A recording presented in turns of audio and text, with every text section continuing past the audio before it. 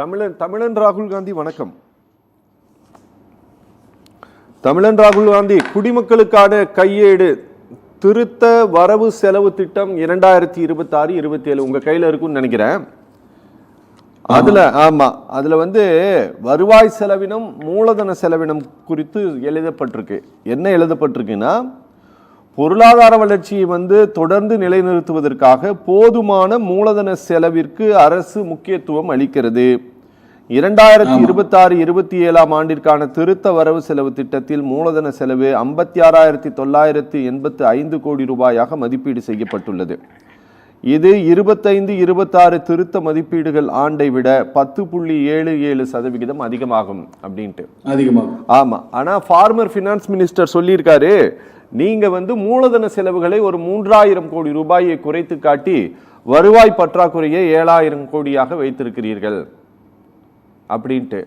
இங்க நீங்க என்ன சொல்லியிருக்கிறீங்க, மூலதன செலவை நாங்கள் அதிகரிக்க போகிறோம் அப்படின்ட்டு சொல்லியிருக்கிறீங்க. பற்றாக்குறையை குறைத்து காட்டுவதற்கு 3000 கோடி ரூபாய் மூலதனத்தை குறைத்திருக்கிறீர்கள். எங்களுக்கு புரியலது. இல்ல, முதல் விஷயம் மூலதன குறைபாடு. இதெல்லாம் தாண்டி ஒவ்வொரு முறையும் பட்ஜெட்ல இருக்கும் பொழுது அவங்க சொல்றது ஒன்னாவும் செய்யறது ஒன்னாவும் இதுக்கு முன்னாடி இருந்த கடந்த காட்சிகள் எல்லாமே செஞ்சிருக்காங்க. குறிப்பிட்டு இன்னைக்கு நாங்க சொல்லும் பொழுது கூட பள்ளி கல்வித்துறை சார்ந்து பட்ஜெட் அறிக்கை வெளியில் வரும்போது கூட இன்னைக்கு ஒரு பொய் விவாதங்களை முன்னெடுத்தாங்க. அதாவது இன்னைக்கு இந்த நிதியாண்டு 2026-27 நிதியாண்டில் பள்ளி கல்வித்துறைக்கு ஒதுக்கப்பட்டது 44,527 கோடி ரூபாய். 44,527 கோடி ரூபாய். ஓகே.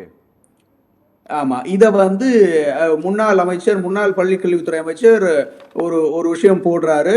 சென்ற முறை, அதாவது சென்ற நிதியாண்டு 2025-26 நிதியாண்டில் ஒதுக்கப்பட்ட தொகை 46,767 கோடி ரூபாய்.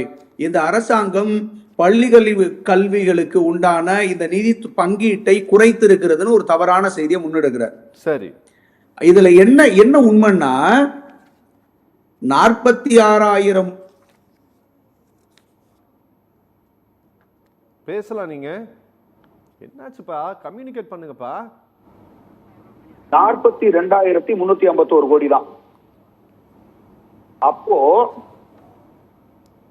ஒரு அரசாங்கம் தன்னுடைய செலவிடப்பட்ட தொகையை விடவும் வித்தியாசமா மொத்த தொகையை சொல்லுகிற போது, இப்படி ஒரு நம்பகத்தன்மை இல்லாத ஒரு அரசு தான் இதுக்கு முன்னாடி இருந்துச்சு. இன்றைக்கு அப்படி தவறான செயல்பாடுகளின் மூலமாக இருக்கிற இந்த எக்ஸ்ட்ரா எல்லாத்தையும் குறைச்சிட்டு எந்த செலவினத்திற்கு எவ்வளவு தொகை வேண்டுமோ அதை மட்டும் மிகச் சரியாக இந்த அரசு ஒதுக்கி இருக்கு. சரி, அப்போ இப்படி ஒவ்வொரு விஷயத்திலையும் ரொம்ப உன்னிப்பா, ரொம்ப ரொம்ப தெளிவா தன்னுடைய ஒவ்வொரு பார்வையும் இந்த அரசு முன்னெடுத்திருக்குன்னு தான் சொல்லணும்.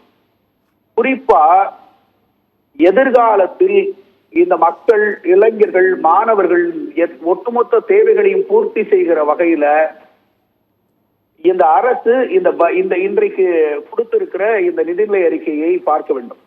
ஓகே.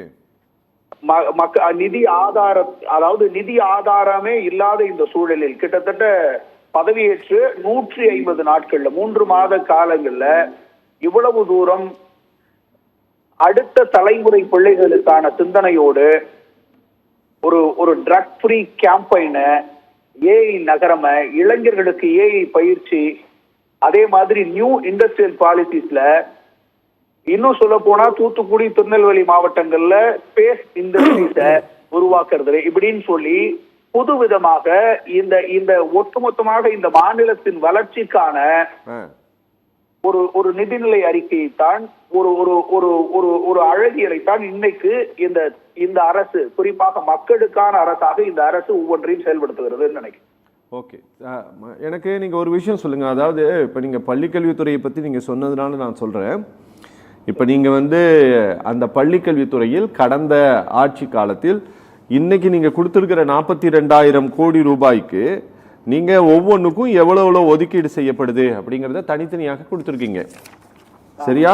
பள்ளிக்கல்வித்துறையில், அதாவது சூப்பர் கிளீன், சூப்பர் கேம்பஸ் திட்டத்துக்காக 136 கோடி ரூபாய், பள்ளிகள் நிறைவு திட்டத்துக்காக வந்து பாத்தீங்க அப்படின்னா மேல்நிலை பள்ளி அது இதுக்கெல்லாம் 2132 கோடி மதிப்பீட்டில் நவீனப்படுத்தப்படும். திருத்த மதிப்பீட்டில் 300 கோடி ஒதுக்கீடு. காமராஜர் சிறப்பு பள்ளிகளுக்காக 125 கோடி ஒதுக்கீடு. அப்புறம் பகுத்தறிவு சிந்தனை நிதிசார் அறிவை மறுசீரமைப்பு செய்வதற்காக 25 கோடி ஒதுக்கீடு. போதைப் பொருள் எதிர்ப்புக்காக ஒரு 7 கோடி ரூபாய் ஒதுக்கீடு. நூலகங்கள் மேம்பாடுக்காக 10 கோடி ஒதுக்கீடு. 11ஆம் வகுப்பு படிக்கக்கூடிய மாணவர்களுக்கு ஹெல்மெட்டு மற்றும் வாட்டர் பாட்டிலுடன் கூடிய பிராண்டட் மிதிவண்டி கொடுக்கறதுக்கு ஒரு 277 கோடி ஒதுக்கீடு. அப்படின்ட்டு மொத்தமா வந்து 44,527 கோடி ஒதுக்கீடு சொல்லியிருக்கீங்க. சரியா? ஆமா. இதுல நீங்க வந்து குறிப்பிட்டு சொல்றது என்னன்னா ஒரு 4000 கோடி ரூபாயை கடந்த பட்ஜெட்டை விட குறைவாக நீங்க இந்த பட்ஜெட்டை போட்டிருக்கிறீங்க எஜுகேஷன் டிபார்ட்மெண்ட்டை பொறுத்தவரை. அப்ப இந்த கடந்த பட்ஜெட்ல 4000 கோடி ரூபாயை கூடுதலாக எதுல காட்டினாங்க? அதுதான் நான் எடுத்துக்காட்டாக அதை சொல்கிறேன் உங்களுக்கு. இந்த மாதிரி மட்டும் இல்ல, இப்படி ஒரு முன்னாள் அமைச்சரே சொல்றாரு. இது எதுல, அதாவது முன்னாள் அமைச்சர் என்ன சொல்றாரு, நாங்க ஒதுக்குனதை விட கம்மியா ஒதுக்கிருக்கீங்கிறாரு. ஆனா செலவிடப்பட்ட அறிக்கை என்ன சொல்லுது, அவங்க என்ன செலவு பண்ணிருக்கேன்னு அரசாங்கம் சொல்லுது. அரசாங்கத்தினுடைய செலவிடப்பட்ட கணக்கு என்ன சொல்லுதுன்னா, அவங்க ஒதுக்குனது 46,000 கோடி தான் சார். ஆனா அதுல ஆக்சுவல் செலவினம்ங்கிறது 42,351 கோடி தான் செலவாயிருக்கு. Okay, very good. அதாவது என்னன்னா அரசு ஒதுக்கிய தொகை என்ன, ஒதுக்கிய தொகை ஒண்ணு, அதற்கு பிறகு செலவிடப்பட்ட திருத்த மதிப்பீடு வேறையா இருக்குது. ஆண்டினுடைய இறுதியில் அதனுடைய செலவு குறைவா இருக்குது. அதனால அந்த 4000 கோடி நீங்க குறைச்சிட்டீங்க, அவ்வளவுதானே? ஆமா. இதுல ஒன்னும் பெரிய ஊழல்கள் அப்படியெல்லாம் ஒண்ணும் இல்லைல்ல? இல்ல சார், அதாவது ஒரு திட்ட மதிப்பீடு பண்றாங்க. பண்ணும் பொழுது கிட்டத்தட்ட ஒரு 4000 கோடி வித்தியாசமா ஒரு திட்ட மதிப்பீடு பண்றாங்க. அதாவது அவங்க போட்ட திட்ட மதிப்பீட்டை செயல்படுத்த முடியல அப்படிங்கறத உண்மை.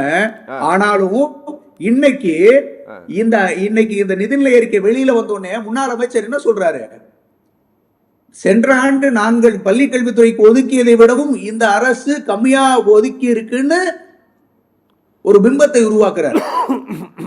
ஓகே, புரிஞ்சிருச்சுங்க.